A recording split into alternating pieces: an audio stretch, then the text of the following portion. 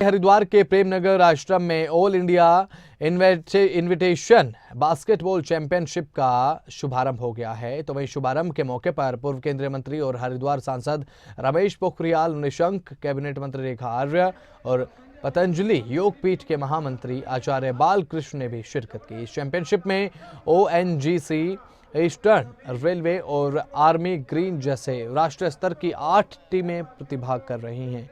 3 दिवसीय प्रतियोगिता के समापन के अवसर पर राज्य के मुख्यमंत्री पुष्कर सिंह धामी की ओर से जीतने वाली टीमों को पुरस्कार वितरण किया जाएगा।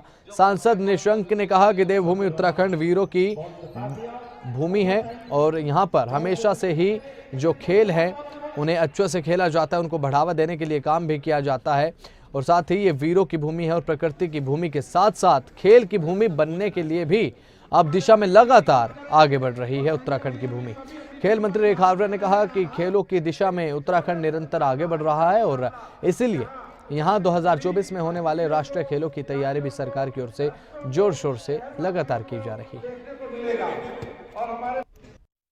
तो मैं ये समझता हूँ कि ये जैसे हमारी मंत्री जी ने कहा कि ये धरती वीरों की भी है, ये देवभूमि भी है और धरती का स्वर्ग कहलाने वाला उत्तराखंड ये प्रकृति की भूमि भी है।